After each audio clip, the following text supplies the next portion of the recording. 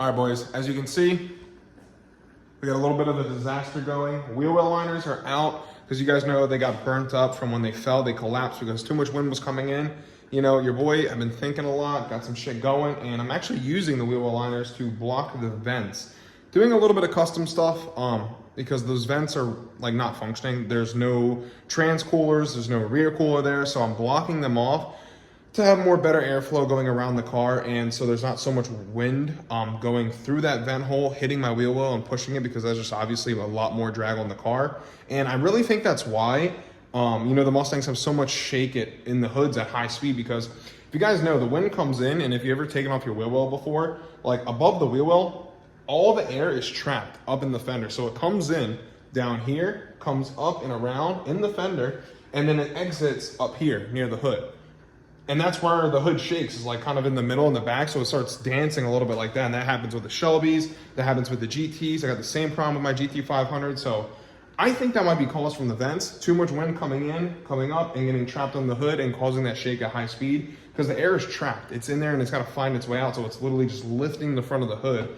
And yeah, that's where we are. So we're going to see if I'm going to fix that issue. If that actually works, and I'm gonna show my hood not shaking anymore, that's gonna be insane. I'm gonna show you guys how I did that, and yeah, making a little arts and crafts section right here. Let me flip the camera around. I'm gonna show you guys everything I got going on. This is what I got going on. I cut up the wheel well liners that caught fire when they collapsed on Apollo, and check this out. You can see how hot it actually got from grinding, and you can see the different colors in it, the gloss black to like the flat black. That's the wheel well liner stuff. It's all cut up, and I'm actually almost done the one part right here, cutting this out so I can hot glue it to the vent all the way around to block it. And what I'm blocking is the wind. So you can see this is the hole. Took my bumper all apart, fog lights on, everything. The wind's coming through here and has nowhere to go. And you might be like, oh, the brakes are right there, Jake. No, they're not, guys. Well, they are, but they're not. So the wheel well liner comes here, and it blocks everything all the way up. So where's the wind going? It's going up and around. And if you look all the way up in here, look what's there. There's light. So this is the wheel well. It comes around, air's flowing, flowing, flowing. Boom, shoots up to the wheel well. Wind comes here. Could be causing the hood to shake. I don't know. Call me crazy, a little crazy, but I think that's it. I got to do some cleaning, get it all cleaned up. But yeah, Apollo looks pretty good. Haven't never, ever, ever used my windshield wipers once. So that is still full from the factory. I kind of want to drain that out, get some weight off that. But I know I'm going to have the light pop up on the dash, say low windshield wiper fluid. So I don't know how to get rid of that.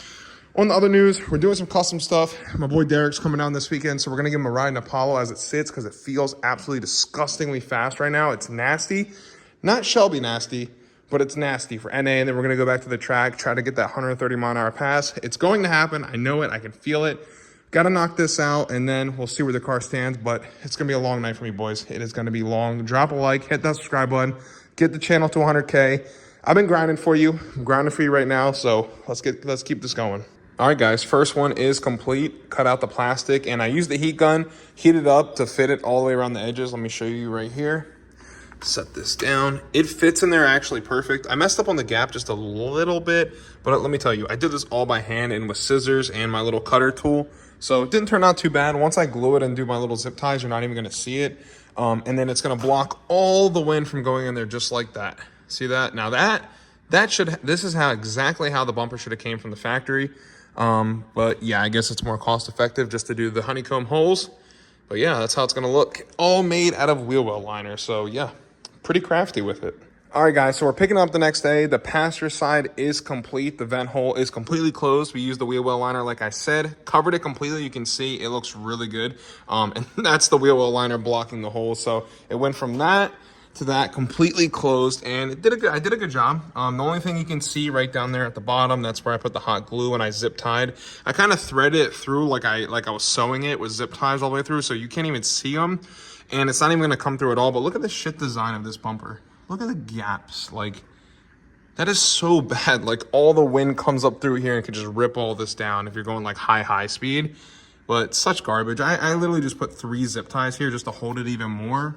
Look at that. Because there's no other support. It doesn't even reach the front bumper mount. So that's where we're at with that. So we're on to the next one. I'm going to customly do this, and I think it's going to turn out pretty good. So we'll see if it actually works in the quarter. Day 3 or 4 of picking this back up, boys, and it has been a process doing that because I did everything by hand, custom fit it, and I practically used scissors. It was arts and crafts mode, and yeah, we got the job done. Both vent holes closed. It really, like, if I didn't tell anyone, you would not be able to tell that I did this. It looks perfect. Like, look at that. That's some good ass work right there. I'm gonna tell you all that right now. New wheel well liners are in, so I did go to Ford, got brand new OEM ones. I replaced all the clips, top, bottom. I even put zip ties here, zip tie there, zip tie there, zip tie there, just to make sure the clips won't pop out because you guys know, being an aftermarket bumper, they don't usually line up with the factory stuff 100%, and that is an issue on this bumper. So we had some zip ties. Zip ties are a lot stronger than these plastic clips. Every clip I pulled out of this wheel well liner when I was taking it apart practically was falling apart, cracking. It's brittle plastic. It really sucks, but everything else looks good on the car. Suspension looks good, brakes look good, rotors, not the best. They've had better days, but everything so far is good. We're getting the car ready for the track. Got the wheels, pumped them back up. Everything's looking good. So far, knock on some freaking wood, boys. Apollo is ready to rock. Check the oil, checked everything. We should be back at the track hopefully this week to make another pass. I am praying we get into the 10s, but the weather is getting hotter. Summertime is here, so it's going to be tough. But with all the little things we're doing, thermostat, the bumper blockage, wheels, getting the right tire pressure PSI. So we might have discovered something with the rear, and this might help out with all motor cars if you're definitely an all motor car guy like me. Everyone always runs a 17 by 10. Let me just check the tire size because I cannot remember to save my life. Memory shot. So these is what everyone runs. If you got an all motor car or regular Mustang, this is what everyone runs for the S550s. 305, 45, 17. These are the welds I've been running, raced the car a lot. This is the ones I got my best pass on, 11.1 at 129. But I was like, you know what? Let's see if we can lower the height a little bit. By lowering the height, you're going to get more gear out of the car. Car is still with the factory 355s. And I put the Shelby wheels on because they're like an inch and like 3/4 shorter in height. So that is a huge help for the gearing. And with the Shelby, I was able to cut a 1.7 60 foot, same exact 60 foot as I did with Apollo on those. So we're going to see how it does. I'm going to drop the PSI, maybe 15, 16 with these. Launch the car as hard as possible, make an A to B pass, and I think I'm going to get out of the hole a lot faster with these just because when it's a shorter tire like that, it's not as tall. It helps with your gearing a lot, so I'm getting some more gearing back from the 355s. It's a lot to explain. I've read a lot up on it, so having a taller tire hurts your gear, smaller tire because you're rotating the tire more. It's spinning faster, that helps your gear. If someone else in the comments can explain that better, help me out. But yeah, we're going to go try this out this week. And when I'm at the track, I'm going to make a pass with these. I think I'm going to break the record, then my personal record with these. And then I'll show you back to back. I'll throw those back on and see how it actually does. All right, guys, this video is kind of short, kind of sweet. You guys saw I like to do a little progressive stuff. I was going to try to make this into a big video, but I was like, you know what? I'm not going to drag it out. Keep it short, keep it sweet. Apollo's fixed. We're ready to go back to the track. And yeah, you guys saw Shelby wheels are on, Skinny's on, a bumper's fixed, brand new wheel well liner from Ford.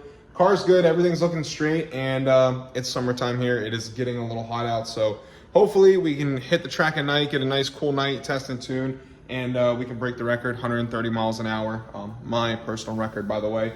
And that's really fast for all motor. And all you guys know, all that's weight reduction. Seat is out of the car, and a factory rear seat delete. That is all weight reduction done with this car. No K-member, no crash bars, front, rear, nothing like that. I got everything still in the car, so that's pretty impressive. If I start dabbling into weight reduction stuff like brakes, K-member, bumper support, like we can drop a lot of weight off the car.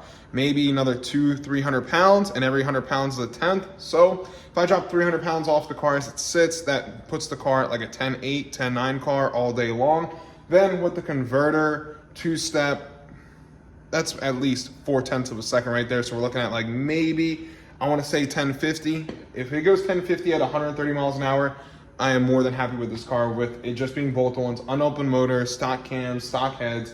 And yeah, we're going to push Apollo to the limit, guys. Thank you guys so much for watching today's video. Please drop a like, hit that subscribe button, grab some merch in the link down below. Much love. Catch you guys in the next one. Deuces.